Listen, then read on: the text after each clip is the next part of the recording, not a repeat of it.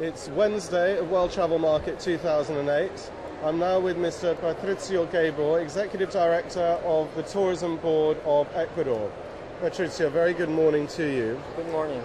First question I'd like to ask you is regarding the unbelievable flora and fauna of Ecuador. Indeed, many of our viewers will be surprised to know that in any country in the world, Ecuador has the highest density per square kilometre of flora and fauna.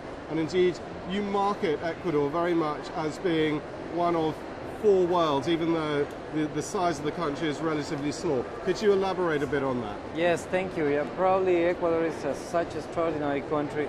It's not only because the most famous islands in the world, the Galapagos Islands, because we also have in the continent three other worlds. We have the Pacific coast with an extraordinary archaeology history, with extraordinary gastronomy. Then we have the Andes, the highlands, and then finally we have the Amazon jungle. And basically what we used to say in Ecuador is that you can have a breakfast in the Pacific coast, you can have a lunch on the highlands, and finally you can have a dinner on the Amazon jungle, just in one day. That's made Ecuador very, very special. And I know that these days everyone is talking about sustainable tourism. Many countries talk about it, but Ecuador is really a world leader in sustainable tourism. Can you talk a little bit more about that, Patricio? Yes, since 2008 we have started a master plan that is projecting us to the year 2020.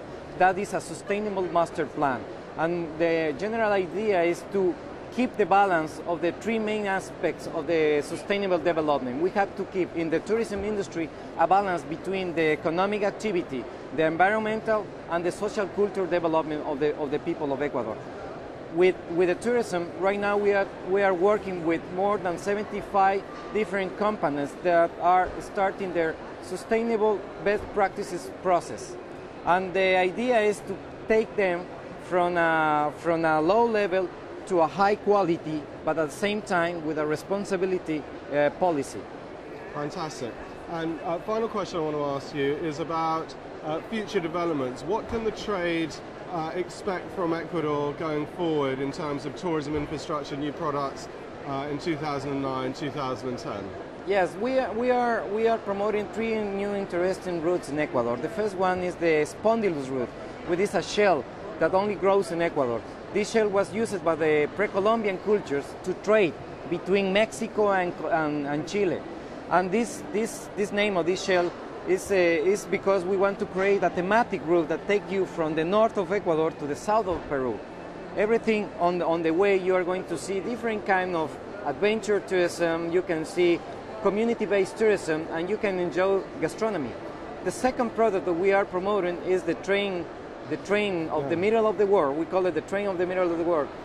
The idea is to use the steam train, the old steam train that was used with English technology 100 years ago. We want to put it again in service and take passengers from different kind of villages, mountains, and volcanoes in Ecuador.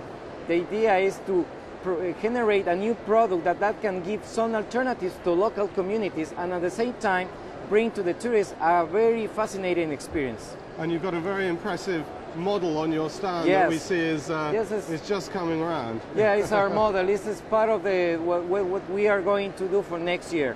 This train will be inaugurated for 2010. And I imagine that's got a lot of interest from a lot of different groups of people. Yes, we are very sure that the people will love the train ride that will connect the main cities of Ecuador between Quito and Guayaquil. Great. Thanks so much, Patricio, for spending time in your busy schedule to speak to us, and I'm sure the rest of the show will go extremely well for you. Thank you. Thank you very much.